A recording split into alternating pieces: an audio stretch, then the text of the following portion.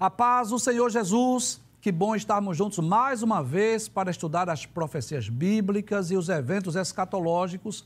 Eu espero que você esteja gostando do programa, dessa nova temporada, não é?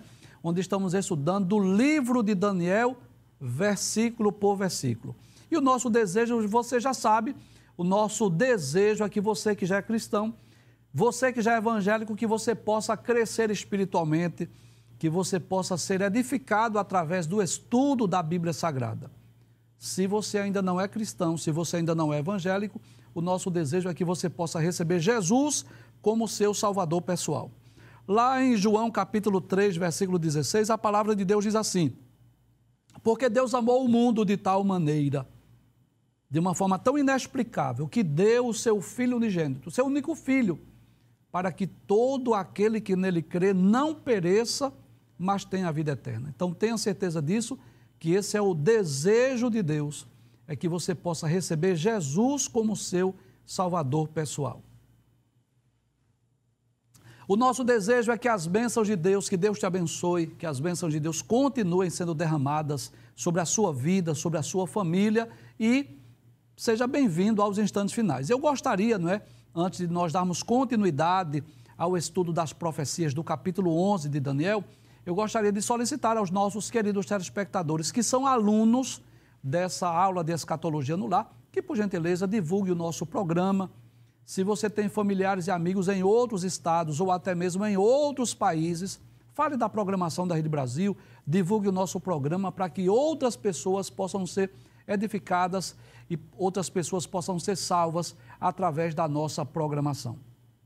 Caso você queira entrar em contato conosco, enviar a sua mensagem, a sua pergunta, a sua crítica, a sua opinião, o número do WhatsApp está aparecendo aí na sua tela, é o 994661010. Se você está acompanhando ao nosso programa diariamente, você sabe que nós estamos estudando o capítulo 11, que é o penúltimo capítulo do livro de Daniel. Já estamos caminhando já para a reta final do livro, não é? Nos programas anteriores, nós já estudamos os versículos 1 a 10. Hoje nós vamos dar continuidade ao estudo desse capítulo, mas antes nós vamos recapitular o que vimos no programa anterior. Mas antes de eu recapitular, eu gostaria de relembrar uma informação que nós já passamos no programa anterior. Essas profecias dos versículos 5 até o versículo de número 20, eu considero um dos textos mais complexos e mais difíceis do livro de Daniel, porque envolve muitos fatos, muitas profecias, cujo cumprimento cumpriu-se na história, e o cumprimento dessas profecias não está registrado na Bíblia, porque foram profecias que se cumpriram exatamente no período chamado de período interbíblico. Você vai perceber que essas profecias, a partir do versículo 5, vai falar sobre o que ocorreu com o Império Medo-Persa, não é? Depois o Império Grego, depois aqueles 4 generais, e depois vai falar de forma mais específica sobre as guerras envolvendo o rei do norte e o rei do sul, entre o Egito e a Síria. Então você vai perceber que é um texto, claro, profético, mas cujo cumprimento não está na Bíblia Sagrada. O cumprimento a gente percebe na história, lendo os livros históricos, que nós vamos ver o cumprimento dessas profecias. Então, hoje, nós vamos recapitular o que vimos no programa anterior, né, os versículos 5 até o versículo de número 10, e hoje nós vamos dar continuidade a partir do versículo de número 11. Abre a tela, por gentileza, vamos ver o que diz o versículo 5. Diz assim: e se fortalecerá o rei do sul, e o rei do sul descrito nesse texto, nós já falamos, é o rei Ptolomeu, que reinou sobre o Egito após a morte de Alexandre. Aí diz ainda: e um de seus príncipes, e este se fortalecerá mais do que ele, e reinará, e domínio grande será o seu domínio. Então este príncipe, cujo nome seria, o domínio seria grande, como diz o texto, seria o próprio Ptolomeu I Sóter, que não pôde ser comparado a Alexandre, nós dissemos isso ontem, mas foi um dos mais poderosos entre os monarcas que sucederam a Alexandre. Foi um dos generais, vamos dizer assim, que mais se destacou, que foi aquele que estava lá no Egito. Passe o texto, versículo de número 6. Aí diz: mas ao cabo de anos, ou seja, depois de alguns anos, eles se aliarão. Eles quem? Nós já explicamos, os Seleucidas e os Ptolomeus. E como seria essa aliança? O texto diz: e a filha do rei do sul virá o rei do norte para fazer um tratado. Pode trazer a tela, por favor. Então, essa profecia diz respeito a um casamento, não sei se você lembra, nós falamos ontem, entre os Seleucidas e os Ptolomeus, que ocorreu mais ou menos 250 anos antes de Cristo, quando Ptolomeu II de Filadélfia deu a sua filha Berenice em casamento a Antíoco II Teos, que já era casado, que se divorciou de sua esposa, que se chamava Laodice, para que pudesse casar, né? E era muito mais um acordo político. Nós até usamos essa expressão no programa anterior, que era uma espécie de um conchavo político, porque não era um casamento realizado por amor, mas a base desse casamento era interesses políticos, interesses econômicos. Casamento esse que terminou em tragédia. Abre o texto mais uma vez, veja o que diz. Mas não conservará a força e o seu braço, nem ele persistirá, nem o seu braço, porque ela será entregue, e os que a tiverem trazido, e seu pai, e o que a fortalecia naqueles tempos. Então a história mostra isso, que esta aliança ou esta união terminou em tragédia, porque Antíoco II não esqueceu a sua esposa Laodice, e 2 anos depois voltou para ela. Mas o que foi que Laodice fez? Temendo um novo divórcio, uma nova separação, planejou a morte do seu esposo por envenenamento, bem como a morte de Berenice. Ou seja, esse conchavo político, desculpe essa expressão, mas esse acordo político, na verdade, resultou em tragédia, resultou em assassinato, resultou em morte. Ou seja, não se uniram, não chegaram a se unir os Seleucidas e os Ptolomeus. Pode passar o texto, o versículo de número 7 diz assim: mas do renovo das suas raízes, um se levantará em seu lugar e virá com o exército e entrará nas fortalezas do rei do norte e operará contra elas e prevalecerá. Nós já explicamos, essa profecia diz respeito a Ptolomeu III, que conquistou a Síria e matou Berenice, que havia envenenado a sua irmã Laodice. Então, esse rei, chamado de Ptolomeu III, ele conquistou não só a Síria, mas também a Babilônia. E eu trago à vossa lembrança uma informação que nós passamos no programa anterior. Nós, inclusive, concluímos o programa anterior ontem falando sobre isso, que desses 4 generais de Alexandre, que ficaram responsáveis pela divisão daquele grande império grego, mas que não houve um contentamento entre eles. Começaram a lutar, a guerrear entre si, cujo objetivo qual era? Era o poder, era dominar outras áreas, era dominar outras regiões. Você sabe disso, que depois da Babilônia veio o Império Medo-Persa, e depois do Império Medo-Persa veio o Império Grego. Então, tanto o Império Babilônico, quanto o Medo-Persa, quanto o Império Grego, havia um homem que dominava, vamos dizer assim, o mundo da sua época. E esses 4 generais, qual era o desejo deles? Era exatamente tornar-se um segundo Alexandre, vamos dizer assim. Desejava fazer com que o seu reino, o seu império, fosse um império mundial. E por isso que houve uma sequência de guerras envolvendo os Seleucidas e os Ptolomeus, ou seja, o reino da Síria e o reino do Egito, que, inclusive, nós lemos no programa anterior que no capítulo de número 10, versículo 1, Daniel tinha tido essa visão, né, essa revelação dessas muitas guerras envolvendo exatamente esses generais de Alexandre. Passe o texto, versículo de número 8. Diz assim: e também os seus deuses, com a multidão das suas imagens, com os seus utensílios preciosos de prata e ouro, levará cativos para o Egito. E por alguns anos ele persistirá contra o rei do norte. Então essa profecia, nós já explicamos, diz respeito ao fato de Ptolomeu III ao invadir a fortaleza da Síria, levou os deuses da Síria para onde? Para o Egito, que era muito comum. Nos tempos bíblicos isso era comum. As pessoas invadiam povos, invadiam nações e levavam os seus deuses, tanto pelo valor, eu posso dizer assim, monetário, porque muitos daqueles deuses, daqueles ídolos eram de prata e de ouro, então poderia ser facilmente derretido por conta do material que era feito, mas também havia um valor religioso. Quando uma nação invadia outra nação e levava os seus deuses, é como se estivesse dizendo que os seus deuses eram mais poderosos do que os deuses da nação que foi invadida. Passe o texto, versículo 9, por favor. E entrará no reino do rei do sul e tornará para a sua terra. Essa profecia também já se cumpriu, diz respeito a uma represália da Síria contra o Egito, que ocorreu mais ou menos 240 a.C., quando Seleuco Calínicos organizou um poderoso exército e invadiu o Egito. Ele fez isso em 2 vezes. Na primeira tentativa, ele foi até bem sucedido. Voltou para a Síria com muitos despojos. Trouxe de volta agora os despojos.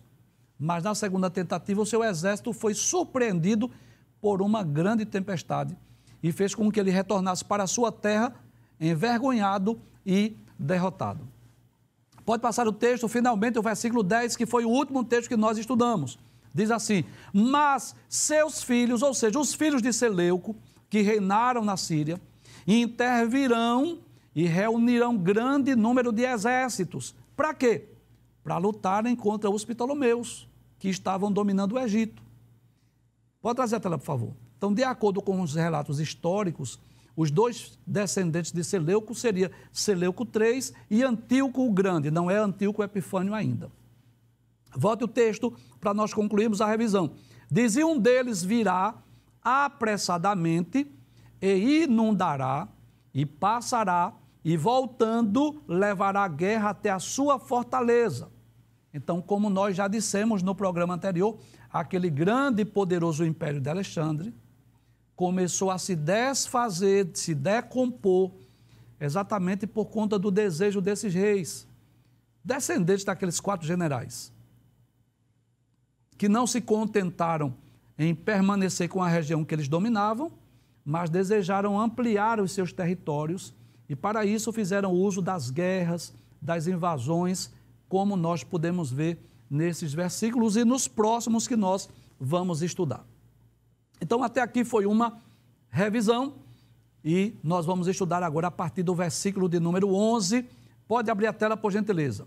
Diz assim, versículo 11: então o rei do sul se exasperará e sairá e pelejará contra ele, contra o rei do norte.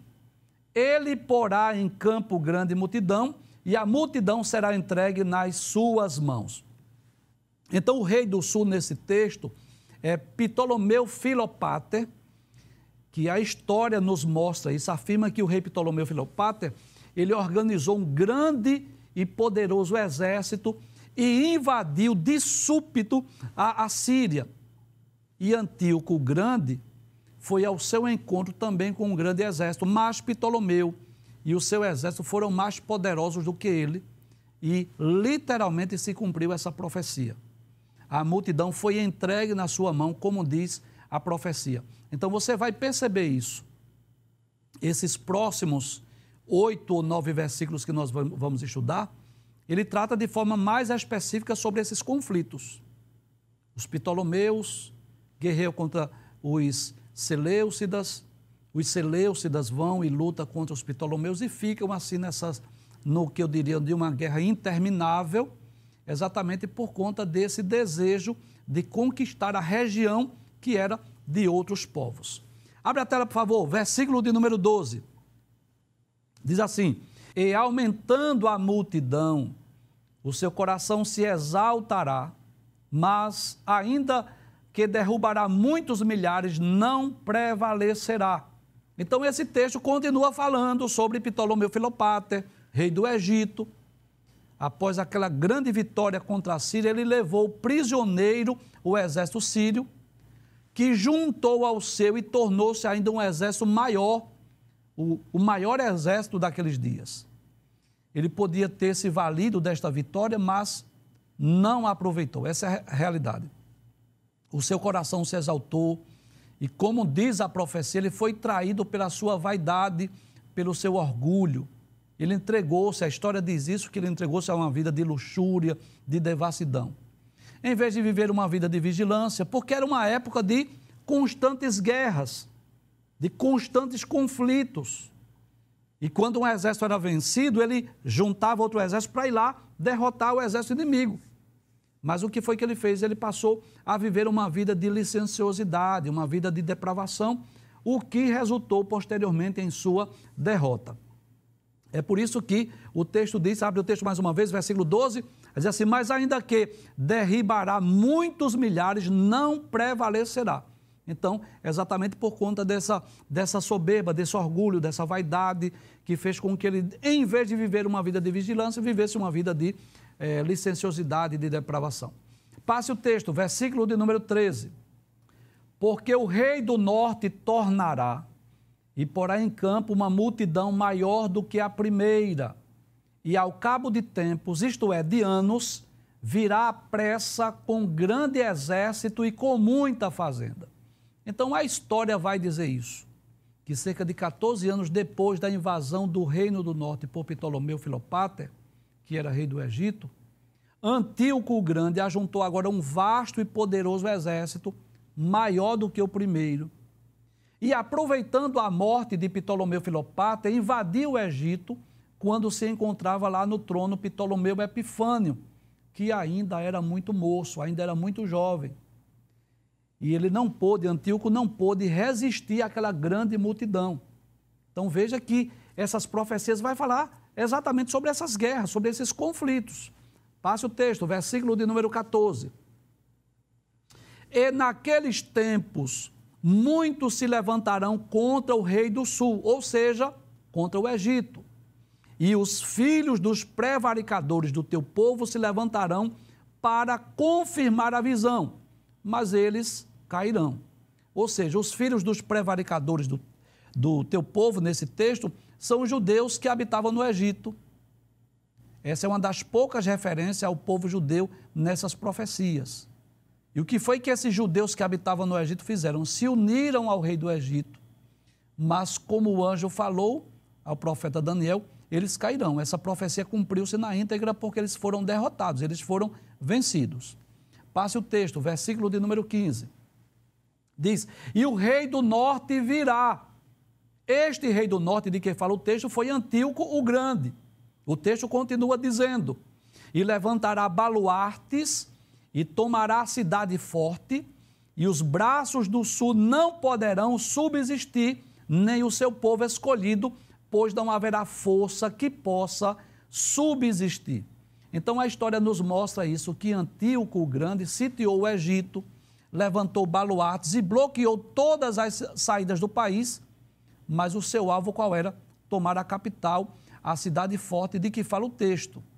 E foi realmente tomada. O seu povo escolhido, ou seja, o seu grande exército, o grande exército lá do Egito, não pôde resistir e foram subjugados e foram destruídos naquela invasão. Passe o texto, versículo de número 16. Diz assim: o que, pois, há de vir contra ele?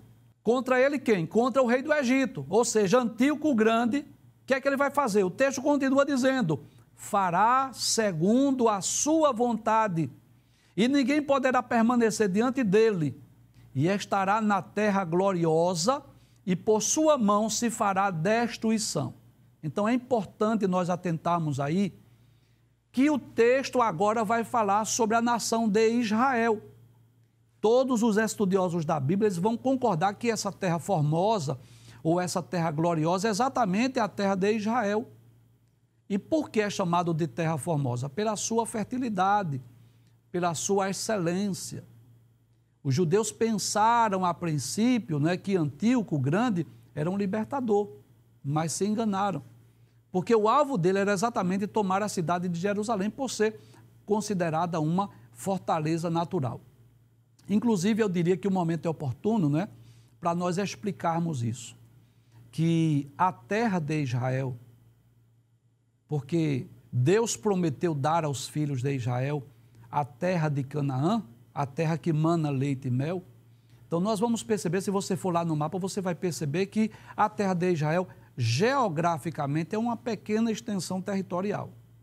Se você comparar com a Jordânia, se você comparar com o Egito, se você comparar com a própria Síria, você vai perceber que a terra de Jerusalém, de Israel, é uma terra muito pequena. Inclusive, se você for procurar lá no mapa mundi, você vai perceber que vai dar trabalho você encontrar o mapa de Israel, porque é uma pequena extensão territorial.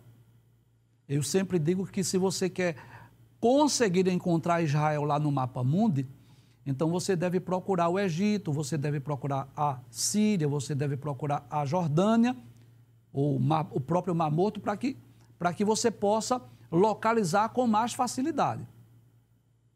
O Mar Morto, né, o Mar Vermelho, digamos assim, o Mar Vermelho melhor do que o Mar Morto. Então, para você encontrar com mais facilidade. Então, nós vamos perceber que essa guerra envolvendo os Seleucidas, os Ptolomeus, envolvendo a Síria e o Egito, ela vai culminar exatamente no domínio desses povos ao povo de Israel, ao povo judeu. E ele visava o quê? Visava exatamente essa terra formosa, porque apesar de ser uma pequena extensão territorial, comparada à Síria e comparada ao Egito, mas todos nós sabemos da grande riqueza que é a terra de Israel. Rica em vários aspectos, né? Você deve lembrar que quando Moisés mandou os espias, você lembra disso? Que os espias trouxeram os frutos da terra. Foi preciso 2 homens para trazer um cacho de uvas, para trazer a videira, trazer pé de uva, né? Então, isso mostra a fertilidade desta terra.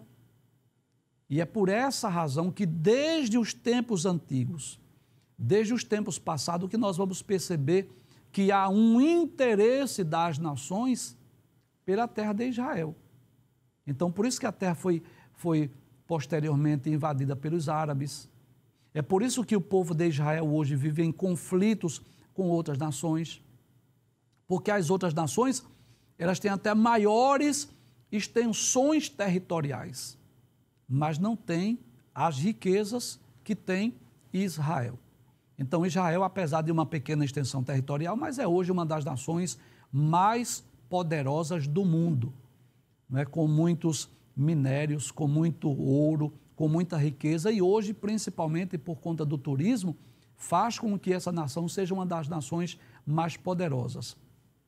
E é muito interessante nós observarmos isso, o interesse dessas nações por este povo, por esta terra, mas também eu não posso deixar de falar aqui dos interesses espirituais.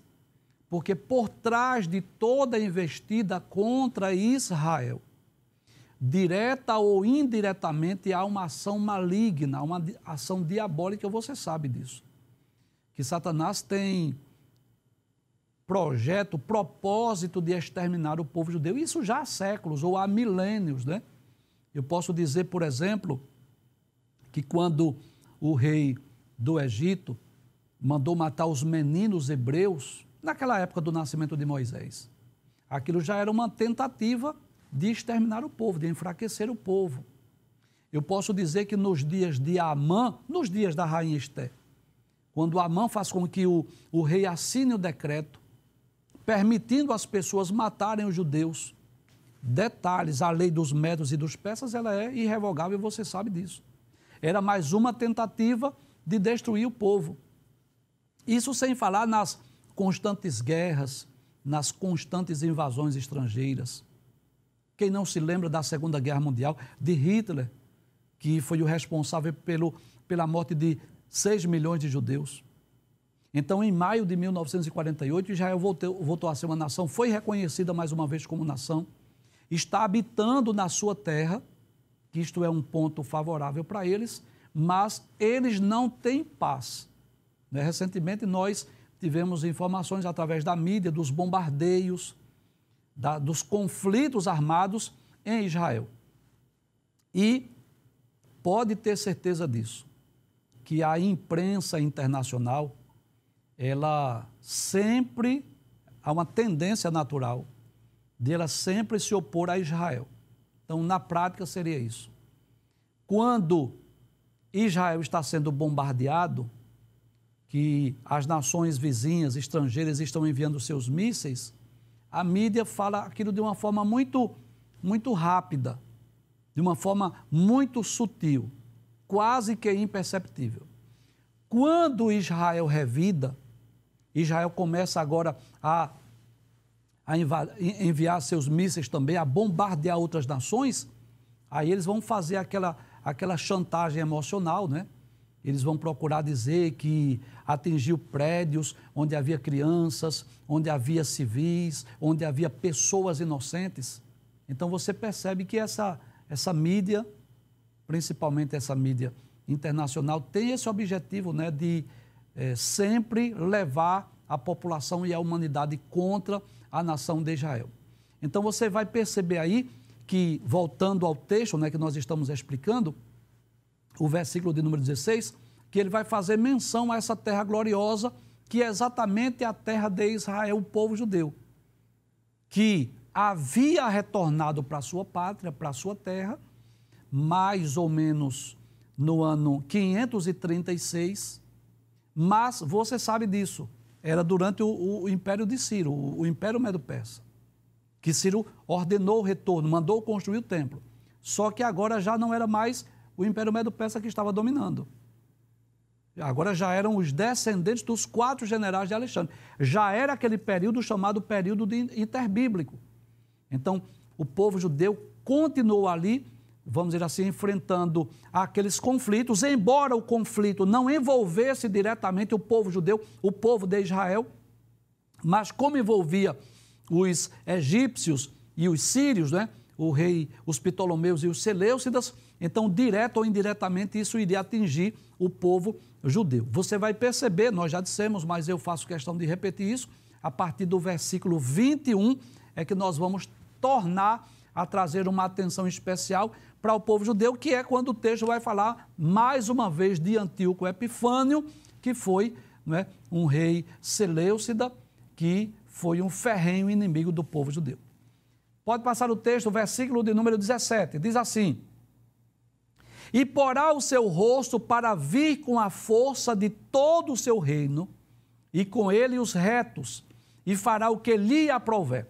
Então isso fala das batalhas sangrentas que foram travadas entre a Síria e o Egito. Uma batalha quase que interminável, porque quando a Síria era derrotada, aí arregimentava um exército para lutar contra o Egito. Quando o Egito era invadido e era derrotado, aí depois o rei egípcio, o que fazia? Juntava o seu exército e lutava contra a Síria. E assim, vamos dizer que esses 2 reinos, posso dizer assim, o rei do norte e o rei do sul, começaram a travar uma batalha quase que interminável.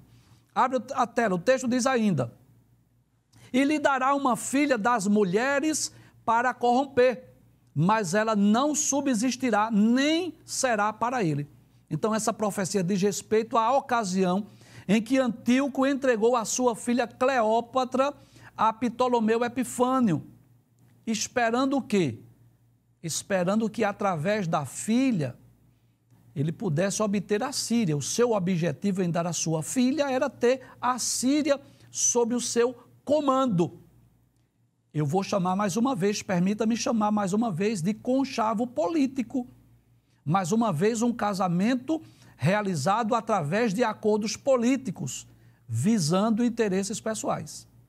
Mas o que foi que aconteceu? A história diz que Cleópatra, em vez de favorecer seu pai, favoreceu o seu marido, frustrando o objetivo de Antíoco.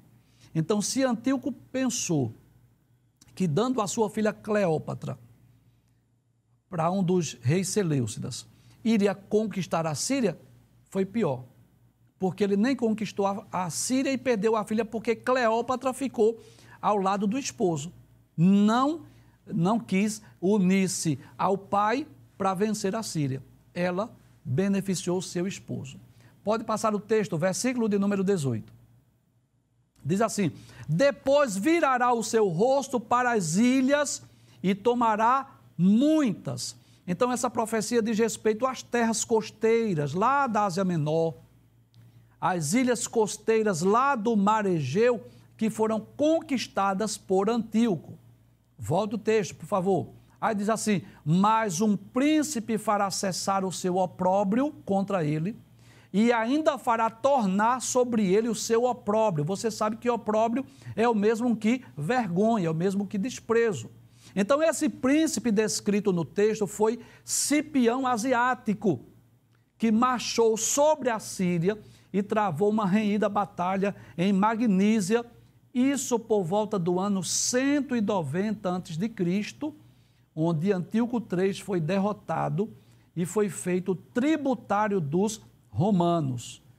E aí tem uma informação importante. Já começa a surgir agora, não como o grande Império Romano, ainda não, mas já começa a partir deste ano, mais ou menos 190, começa agora o exército romano a se destacar.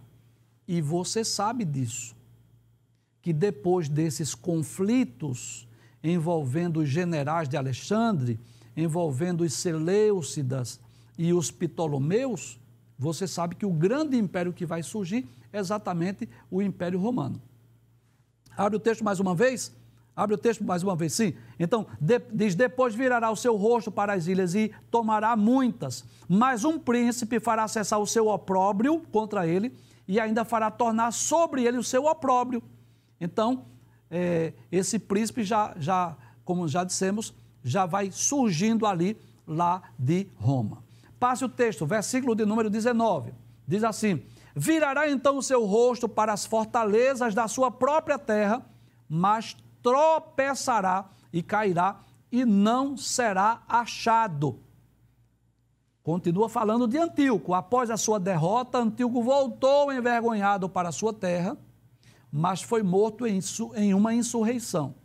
Não foi uma guerra contra os inimigos, mas dentro do seu próprio exército houve uma conspiração e ele veio a ser morto.